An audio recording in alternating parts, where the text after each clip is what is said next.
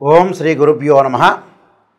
కుజగ్రహ మార్పు అంటే ఒక రాశి నుంచి మరో రాశికి కుజుడు 45 రోజుల పాటు సంచరిస్తూ ఉంటాడు. సహజంగా ఇవన్నీ కూడా గోచారరీత్యా చెప్పబడే ఫలితాలు అంటారు. ఇక్కడ కుజగ్రహ మార్పు అనేది ఏ విధంగా ఉండబోతుంది ద్వాదశ రాశుల్లో తెలుసుకునే ముందు కుజుడు ఏ రోజున మారుతున్నాడో మనం తెలుసుకోవాలి. ముఖ్యంగా కుజగ్రహం వచ్చేటప్పుడు సెప్టెంబర్ 13వ తారీఖున రాత్రి 9:23 కన్యారాశి నుంచి తులారాశిలోకి సంచారం చేస్తారు. అంటే ఎప్పటివరకు అక్టోబర్ 27వ తారీఖున మధ్యాహ్నం 3:42 వరకు కూడా కుజుడు శుక్రక్షేత్రమైన తులారాశిలో సంచారం చేయడం జరుగుతుంది. అంటే సుమారుగా రమారమి 45 రోజుల పాటు ఉంటాడు. అంగారగ్రహం యొక్క కారకత్వాలు మనం తెలుసుకోవాలిగా ముందు. ఇవన్నీ కూడా గోచారరీత్యా చెప్పబడే ఫలితాలు. This is the transit system అంటారు. అంగారకుడు వల్ల ఎలాంటి ఫలితాలు, ఎలాంటి కారకత్వాలను మనం తెలుసుకోవాలంటే ముఖ్యంగా సత్వ భూ ప్రాకార రోగ ప్రణవ సాహస శస్త్ర అగ్ని సందర్శోత్పాటన భాతృకుజ అంటారు. అంటే ఏదైతే మనం కుజగ్రహం యొక్క కారకత్వాలు తెలుసుకుంటే కుజుడు ఎలాంటి ఫలితాన్ని ఇస్తుందో మనం శాస్త్రం ద్వారా తెలుసుకున్నట్టు ఉంటుంది.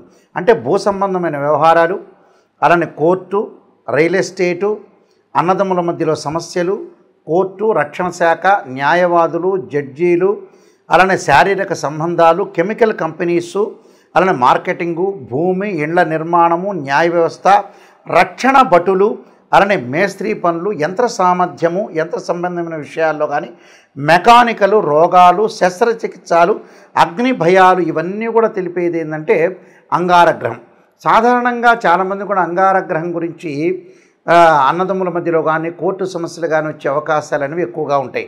అలానే ప్రమాదాలు, యాక్సిడెంట్లు, అలానే ఆరోగ్యపరంగా ఉండే ఇబ్బందులు, దీర్ఘకాలిక వ్యాధులు అన్నీ కూడా రిప్రజెంటివ్ చేసే ప్లానెట్ ఏంటంటే అంగారక గ్రహం.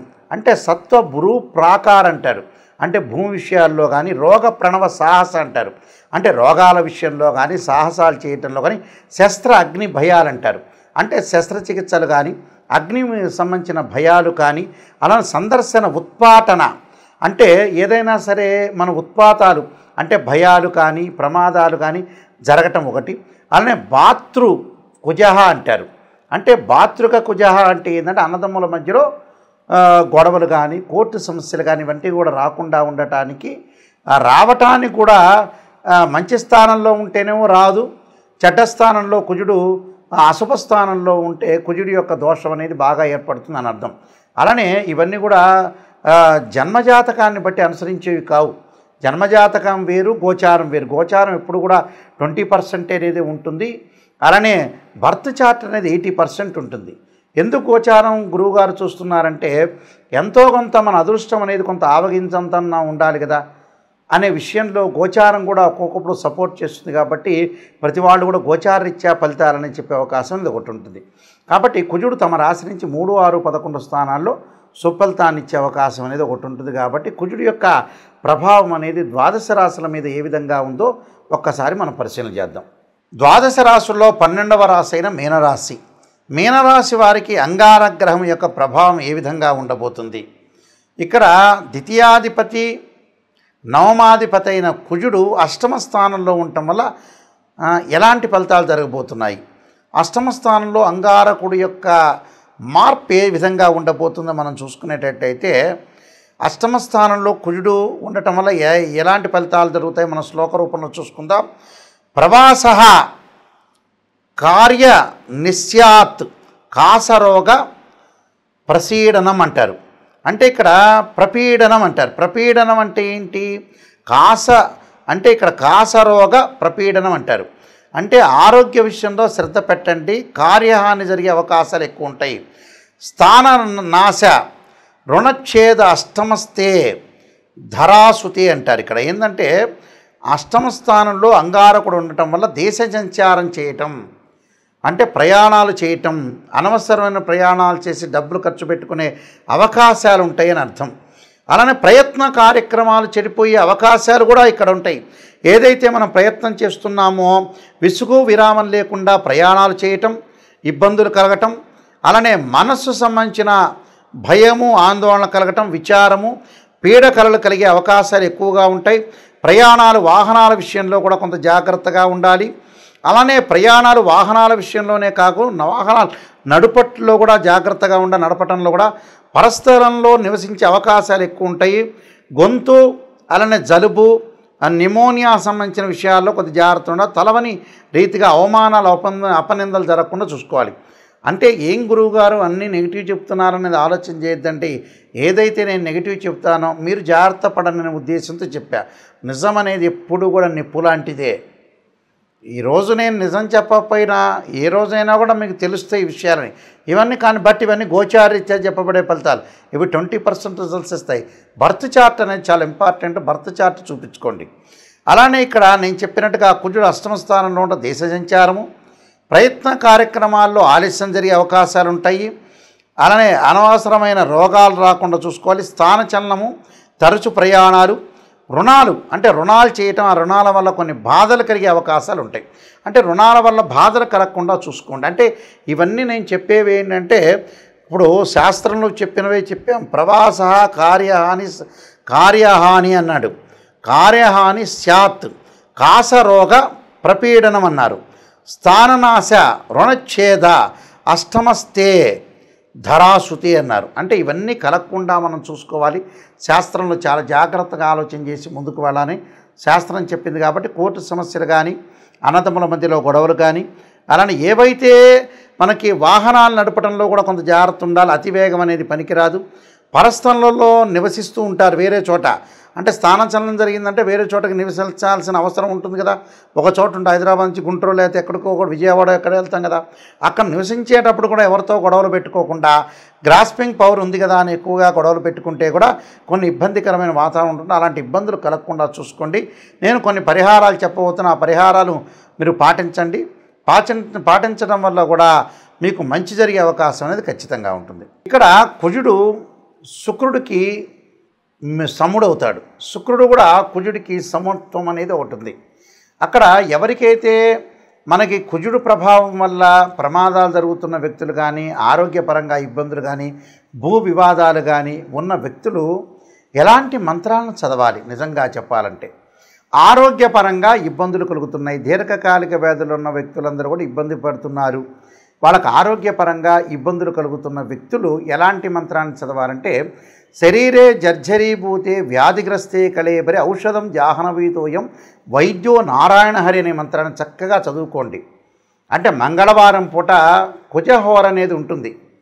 ఆ కుజహోరలో ప్రాతకాలంలో ఆ మంత్రాన్ని చదవటం వల్ల దీర్ఘకాలిక వ్యాధులు ఉన్న వాళ్ళకు ఉపశమనం జరిగే అవకాశాలు ఎక్కువగా ఉంటాయి. అలానే గురువుగారండి, నాయకంటి గారు, నాకు ప్రమాదాలు జరుగుతున్నాయండి అని చెప్పేవాళ్ళు తప్పకుండా అంగారకాయుధే శక్తి హస్తాయి ధీమే తన్నో భౌమ ప్రచోదయాత్ అనే అంగారక గాయత్రి మంత్రాన్ని మనం చదువుకోవటం వల్ల చాలా మంచి జరిగే అవకాశాలు ఉంటాయి. అది ఉదయం పూట కుదిరితే ఉదయం పూట చదవండి, లేకపోతే సాయంత్రం పూట అయినా చదువుకోవచ్చు. దాని తప్పేమీ లేదు. అలానే మాకు భూ వ్యవహారాలు ఉన్నాయి, భూమికి సంబంధించిన పంచాయతీలు ఉన్నాయి, అన్నదమ్ముల మధ్యలో గొడవలు జరుగుతున్నాయి అనే వ్యక్తులు తప్పకుండా వాళ్ళు చదవాల్సిన మంత్రం ఏంటంటే, వీలైతే తెలిసిన వాళ్ళు, వేదమంత్రం తెలిసిన వాళ్ళు తప్పకుండా భూసూక్త పారాయణం చేయటం కానీ, ఒకవేళ వేదమంత్రం మాకు తెలియదండి, మేము వేదం నేర్చుకోలేదు అని చెప్పిన వ్యక్తులు, అలాంటి వ్యక్తులు ఏం చేయాలంటే తత్పురుషా విద్యే మహాసేనాయుధీమే తన్నో షణ్ముఖ ప్రచోదయాత్ అనే మంత్రంతో పాటు నాగరాజాయుధే పృథ్వీధరాయుధీమే తన్నో సర్ప ప్రచోదయాత్ అనే మంత్రాన్ని, ఈ 2 మంత్రాలు చదువుకోవాలి మంగళవారం పూట. చదువుకోవటం వల్ల కోర్టు సమస్యలు, అన్నదమ్ముల మధ్యలో గొడవలు, భూ వివాదాలు పరిష్కారం జరిగే అవకాశాలు ఖచ్చితంగా ఉంటాయి. అలానే కుజదోషం వల్ల వివాహం కాలేదనే వ్యక్తులు కూడా చాలామంది ఉంటారు. జన్మజాతకంలో 2, 4, 7, 8, 12 స్థానంలో కుజుడు ఉంటే కుజదోషం అని, 13 నక్షత్రాల కుజదోషం వర్తించదు. ఆ వర్తించని వాళ్ళు చదవక్కర్లేదు, వర్తించే వాళ్ళు ఉంటారు. కొన్ని రాసుల వాళ్ళకి కుజదోషం ఉంటుంది, కొన్ని రాసుల వాళ్ళకి కుజదోషం ఉండదు. కొన్ని లగ్నాల వాళ్ళ కుజదోషం ఎగ్జంప్షన్ ఉంటుంది, కొన్ని లగ్నాల వాళ్ళ ఎగ్జంప్షన్ ఉండదు. అలాంటి వ్యక్తులు ఏమి చదవాలి అనంటే అంగారకుడి యొక్క ఆరాధన చేయాలి. ఎలాంటి ఆరాధన చేయాలి మరి? అంగారకుడు అంటే కందులు దానం చేయటం మంగళవారం, ఎర్రని వస్త్రము, ఎర్రని గొడుగులు, ఎర్రని చెప్పులు దానం చేయటంతో పాటు అంగారకుడి యొక్క అభిషేకాన్ని చేయాలి. అంగారకుడు అంటే మనకి శివాలయంలో నవగ్రహాలు ఉంటాయి. ఆ నవగ్రహాలు అంగారకుడు ఉంటాడు. పంచామృతంతో, పండరసంతో, చెరుకు రసంతో, దానితో పాటు ముఖ్యంగా మనం ఎలాంటి అభిషేకం చేయాలి అంటే అంగారక పాశుపతాస్త్ర రుద్రాభిషేకం అని ఒకటి ఉంటుంది 10 శివలింగాలకి. అలానే అంగారకుడు ఎప్పుడైనా సరే అభిషేకం చేసేటప్పుడు దానిమ్మ గింజల రసంతో అభిషేకం చేయటం వల్ల చాలా మంచి జరుగుతుంది.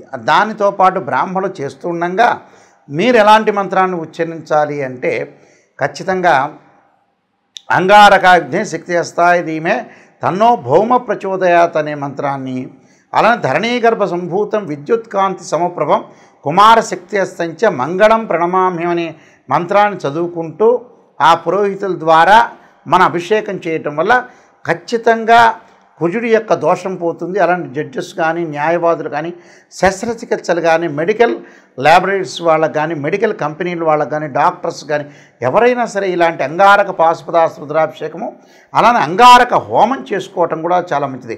అంగారక హోమానికంటే కూడా చాలామంది అంగారక పాశుపతాస్త్ర రుద్రాభిషేకంతో పాటు అంగారక పాశుపతాస్త్ర హోమం చేసుకుంటే బీజాక్షరాల సంపుడీకరణతోటి హోమం అనేది ఉంటుంది. అలాంటి హోమం చేసుకుంటే చాలా గుడ్ రిజల్ట్స్ వచ్చే అవకాశాలు ఖచ్చితంగా ఉంటాయి. అంటే ఇవన్నీ కూడా అంగారకుడు ఏదైతే మన జన్మజాతకంలో కానీ గోచారరీత్యా కానీ దోషం అనేది ఉంటుందో ఆ దోషానికి మనం ఎట్టి పరిస్థితుల్లో కూడా పరిహారం చేసుకోవాలంటే ఖచ్చితంగా అంగారకుడి యొక్క ఆరాధన చేసుకోవటం అంటే వీలైతే శనివారం కానీ ఆదివారం కానీ 2 జంట సర్పాలను దానం చేయాలి. జంట సర్పాలు అంటే వెండితో చేసింది కానీ లేదా రాగితో కానీ చేసిన సర్పాలు ఏవైతే ఉంటాయో మనకు షాపులో దొరుకుతాయి. అలాంటి జంట సర్పాలని బ్రాహ్మణోత్తముల చేత పూజ చేసి ఒక బ్రాహ్మణ్ణి పిలిచి ఆయనకి వస్త్రదానము, గుడదానము, అలానే కందులు, దాంతోపాటు 2 జంట సర్పాన్ని, అలానే నెయ్యిని, ఆజ్యాన్ని దానం చేయటం వల్ల మనకి మంచి జరిగే అవకాశాలు ఎక్కువ ఉంటాయి. జీవితంలో కుజదోషం పోవడానికి మార్గం ఏమిటి అంటే ఇలాంటి వివాదాలు ఉన్న ఇళ్ళు కొనుగోలు చేయలేకపోతారు, ఇళ్ళు దగ్గరికి వచ్చేటట్టు వచ్చి లోన్లు రాలేకపోతుంటాయి, ఆ ఇంటి మీద ప్రమాదాలు, పొలాల యొక్క గొడవలు, పక్కింటి వాళ్ళతో ఎదుటి వాళ్ళతో గొడవలు, కాంపౌండ్ వాళ్ళ నుంచి గొడవలు, రియల్ ఎస్టేట్ రంగం సరిగా సాగని వాళ్ళు, కెమికల్ కంపెనీలు నడవని వాళ్ళు, ఇలాంటి వ్యక్తులను అగ్ని వల్ల భయం కలిగే వాళ్ళు, ఇలాంటివన్నీ శస్త్రచికిత్సలు చేసుకోలేని వాళ్ళు, ఆపరేషన్ నేను చేసుకోలేకపోతున్నాను భయం కలిగే వ్యక్తులు కూడా చాలామంది ఉంటారు. ఇలాంటి వాళ్ళందరూ కూడా న్యాయవాద వ్యవస్థలో ఉన్న, పోలీస్ డిపార్ట్మెంట్ వాళ్ళున్నా, ప్రమోషన్ రాని వాళ్ళున్నా, మేనేజ్మెంట్ చేసే వ్యక్తులున్నా, సైన్యంలో పాల్గొన్న వ్యక్తులు కానీ, మెకానికల్ లైఫ్లో అంటే బీటెక్లో మెకానికల్ ఇంజనీరింగ్ చేస్తారు, ఏదో ఒక షాప్ పెట్టుకుంటారు, మెకానిజం అనేది కరెక్ట్గా సాగలేకపోతుంది, వ్యాపారాభివృద్ధి అనేది అనుకూలంగా ఉండదు. అలానే బాలారిష్ట గండదోషాలు, కుజుడితో ఏర్పడే బాలారిష్ట గండదోషాలు, అగ్ని భయాలు ఉన్నట్టుండి ఉలిక్కిపట్టడం, భయం కలిగే అవకాశాలు కొంతమందికి ఉంటాయి. కాబట్టి ఇలాంటి వాళ్ళందరూ కూడా నేను చెప్పిన పరిహారాలు చేస్తే మంచి రిజల్ట్స్ వచ్చే అవకాశం ఎక్కువ ఉంటుంది. కుజుడు గురించి మీరు భయపడాల్సిన పని లేదు. ఇవన్నీ కూడా గోచారీత్యా చెప్పబడే ఫలితాలు. ఇక్కడ ఏదైతే కుజుడు ఏదైతే తులారాశిలో సంచారం చేస్తున్నాడో ఆ తులారాశికి అధిపతి శుక్రుడు. కుజుడికి శుక్రుడు సముడవుతాడు, శుక్రుడికి కూడా కుజుడు సమవుతాడు. కాబట్టి నేను చెప్పిన పరిహారాలు చేయండి, మీకు మంచి జరిగే అవకాశం ఉంది. అంగారగ్రహం యొక్క సుబ్రహ్మణ్య స్వామి యొక్క అనుగ్రహం మేరకు కలగాలని ఆశిస్తూ సర్వే జనా సుఖినో భవంతు.